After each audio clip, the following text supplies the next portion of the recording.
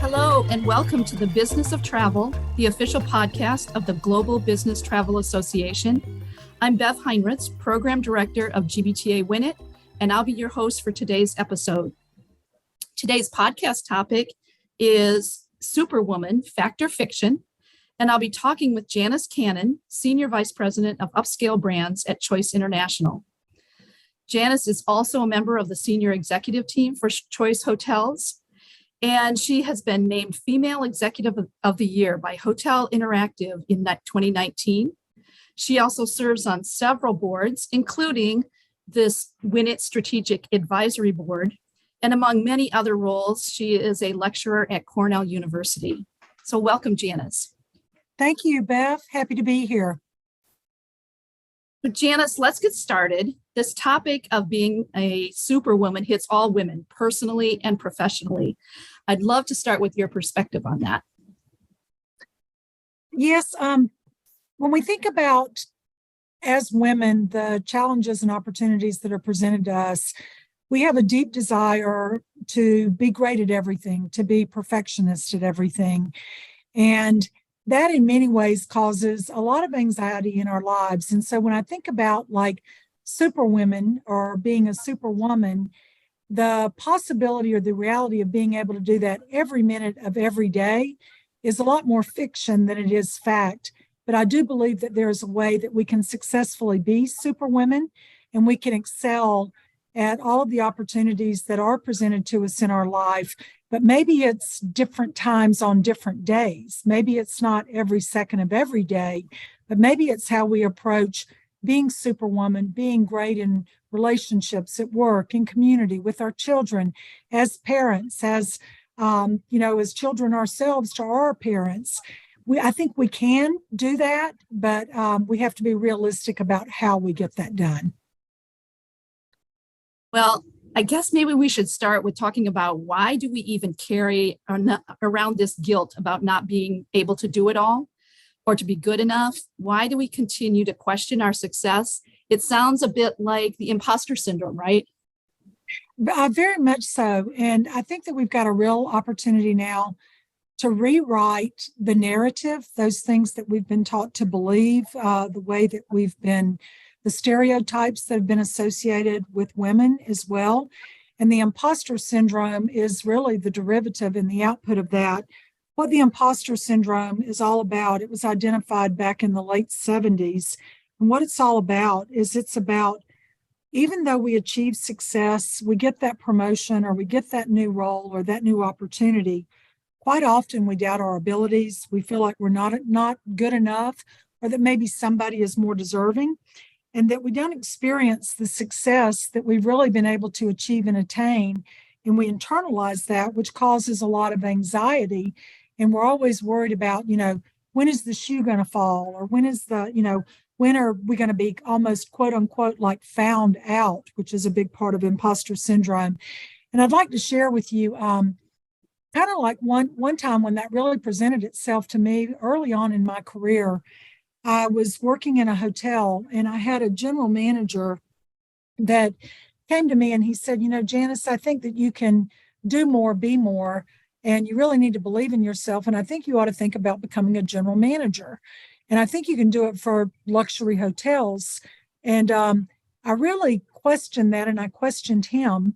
And the reason that I did that was because, first of all, when I was coming along, there weren't a lot of women in those roles. As a matter of fact, I was the first in the company I was with at that time, which was a Swiss hotel, to be, a female in that role.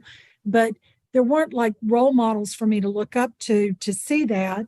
But more importantly, there were a lot of men that were in our management development program and were serving as like assistant general managers at the time. And I felt by me pursuing that I actually would be keeping them from getting the role.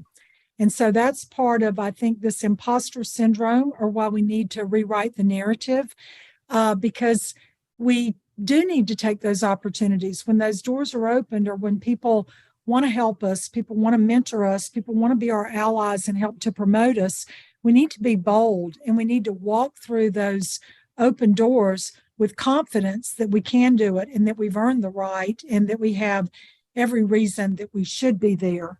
So I'm very grateful to York Lapooner, who was the my general manager at the time, who said, "Come on, Janis, you can do this." And that really, I think, was the catalyst or the vector that really, put me on the career path to be able to do some, have the opportunity to do some amazing things.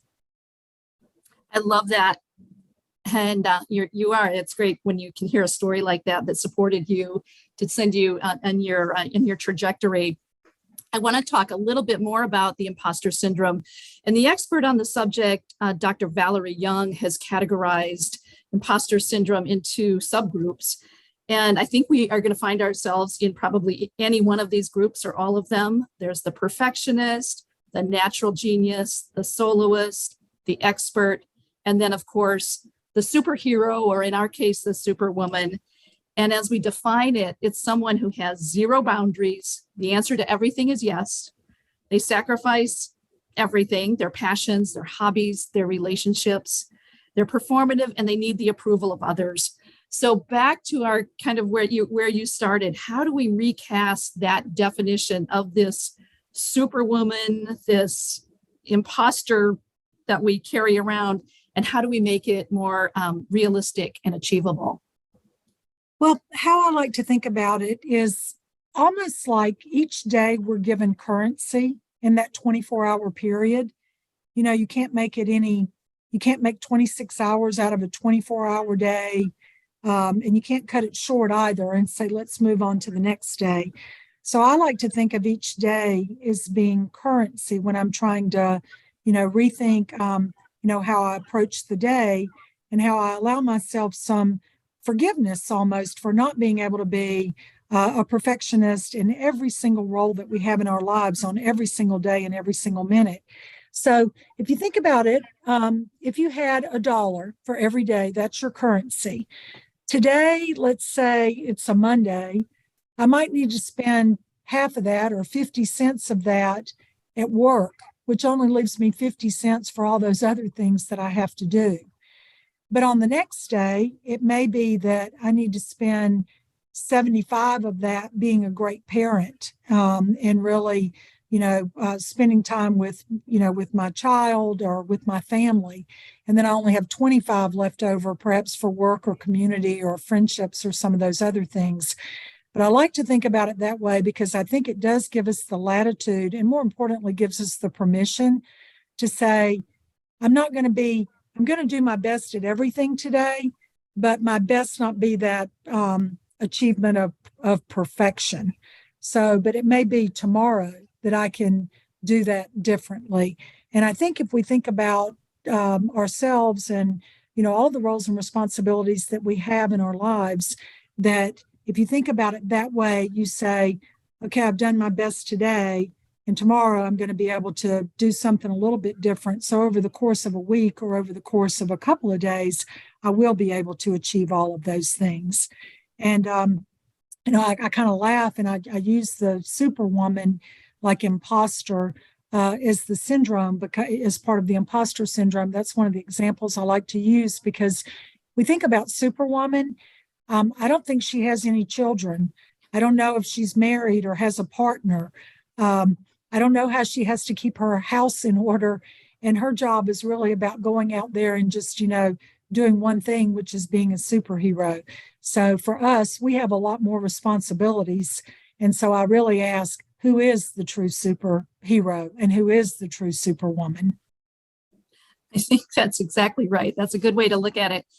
And I like your currency. It's really practical because, the reality is we can't spend $2 and try to be everything to everyone. So I think that is a really practical way for us to maybe avoid some of the anxiety that comes along with trying to be that superwoman. Yeah, and I think if you think about it, like I said, when you get up in the morning or even the night before, when you're thinking about all of the things that you have to accomplish the next day, it's about being realistic and giving yourself permission to say, here are the things I can accomplish today with my currency or tomorrow with my currency. And I know that some of those things are going to have to push, but that's okay because I know I'm going to get to those things on day 2 or day 3. And when you think about it that way, rather than all things to all people every minute of every day, I think it really does allow you to even perform at a higher level. And it also, more importantly, which is I think the most important part, it allows you to be able to experience joy and really to be able to appreciate the success and the value that you do bring. That's great. Well, I think as we talk about this particular topic, the role of Superwoman or the anxiety to do everything was never so prevalent as it was during the last few years during COVID. And the additional responsibility that was placed on women as they were working and taking care of so many responsibilities at home. Now, the McKinsey leanin.org study of women in the workforce cite that women leaders are leaving their companies at the highest rate in years. Any thoughts on what's going on and what's happened? Yes, and a couple of examples even that I can share. A couple of our younger associates that had young children at home, not only did they, during COVID, not only did they have their full-time jobs, but now they also were homeschooling or providing, daycare. And some of those that had younger children said, it's even harder than homeschooling with younger children because I can't give them a lesson plan and a computer or, send them to like a home office or their room where they actually go to school and are having that interaction. I have to provide, the full-time care and trying to provide the care of your family, the care of your children, trying to work a full-time job, trying to, live in a new environment, which was new for everyone with us all being at home for the most part, just became a big challenge. I had a couple of associates on my team that one said, I'm sleeping about 4 or 5 hours a night by the time that I get everything done, and it's just not sustainable. And so she went to work part-time. We were able to find a way that, she could still work, but work within, providing her the flexibility that she needed to be able to work part-time during that COVID period. But then there were also others that said, I'm really going to have to make a choice. And more women face that than men, having to make the choice about childcare and family care and also their jobs, which is what caused a lot of women to leave the workforce during COVID. The good news is, though, some of those women, or a lot of those women, there was a CNBC study that came out in March of this year that said that, some of those women, or a lot of those women, have actually come back into the workforce, but now they're running into other obstacles or other opportunities. And they're things like women are not as willing to ask for a raise in support of what they believe or what their value is. Whereas a man is more apt to ask for a raise. With the current environment that we're all living in, with inflation on the rise, women are more concerned about maybe even looking for another job, and so they want the stability of being in the role that they're currently in and protecting that role or that position. And so that leads to perhaps not getting the full value, which ultimately then leads to the gender, the inequity we have in terms of gender pay as well. So many challenges, right? Yes, there are. How can we help one another through networking, advocacy, allyship? What are your thoughts, Janis? How do we come together and support each other better to help us through this, over challenging ourselves, as well as sort of the external forces that impact women? What do you suggest? First of all, it's important to reach out. You're not alone. What's happening to you as an individual doesn't mean that it's only happening to you. It's probably happening to a lot of other women as well. So it's really important, to reach out, to get involved with things like Build and Elevate and, the WINiT program and the Ladders program. And it's just so important to, find a place where you can in your time and your way, find answers and build those networks. Because I believe that we have more programs, we have more educational opportunities, we have more career pathing opportunities than we've ever had as women, which is really wonderful. And I don't think at this point in time that it's a lot of talk. I believe there's a lot of action as well. And I also think that it's really important to not only associate with women's groups, but it's also important to build your network with all groups, with all people, because as I shared about the general manager, Jorg Lapuner, that was the one that told me, hey, you can be a general manager. And one quote he did that has always stuck with me, or one thing that he said that has always stuck with me, he said, Janis, never forget there's a first time for everything. Everybody's a general manager for the first time. So it's not that somebody necessarily is more qualified. They may be more qualified now because they've been there, but there's a first time for everything. And I think it's really important that we as women remember that build your network, ask for the opportunity, tell people what you're interested in, raise your hand and participate. And not only within women's groups, women groups are going to give you, like I said, the education and the opportunity, but also build your allyship and build the allegiance with all, multiple groups, especially in your work environment as well. Make sure that you let people know, what you want to achieve and why you believe that you're capable of doing that. It's great advice. Thank you. So Janis, if you have one thing that you want to leave with me, with those who are listening, with all of us to think about and remember, what would that be? The one thing I would want everybody to think about is you are worthy. And as a result of that, you need to be bold. So I know that's two things probably, Bev, but trust yourself, believe in the value that you bring and the value that you bring, in so many different roles and in so many different capabilities. And as a result of that, be bold. And I do think it's important too, that when you get where you're going, that you make sure that you make room for other people as well, to bring another or more people along as well. That's excellent. So bold and worthy. And yet all of my notes, there are a lot of really good tidbits in here, Janis, to keep with us. One about your practical currency of what lets you get everything done during the day, that someone has to be first. Why not let it be you? And this idea that you're bold and worthy, I think you've given us some really good things to think about.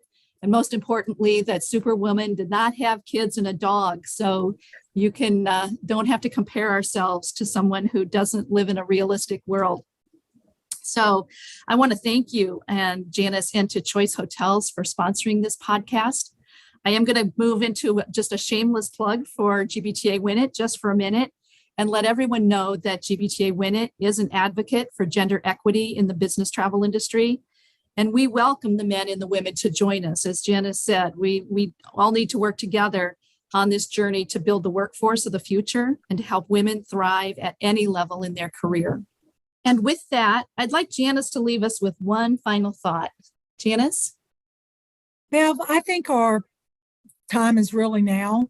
And I'll tell you why. It's if you think about like Maya Angelou and the poem that she wrote about the caged bird, and the caged bird is all about, inequality between blacks and whites in America, also gender inequality. And the caged bird still sang because, it wanted its voice heard, but it was caged for so long. And I believe more than ever, being in this business for a while, and that our time is really now, that the door is open to that cage. And it's time for us to keep singing, make our voices heard, but more importantly, step through that cage and step through that open door. And I really believe that that's where we are as an industry. And that's a challenge that I would put forward to everybody about being bold and making your voice heard and acting most importantly, acting on it. I love it. Thank you so much, Janis. You have been listening to The Business of Travel, the official podcast of the Global Business Travel Association. For more information about GBTA and its work, visit gbta.org and be sure to rate and review us whenever you get your podcasts. And until next time, thanks for listening.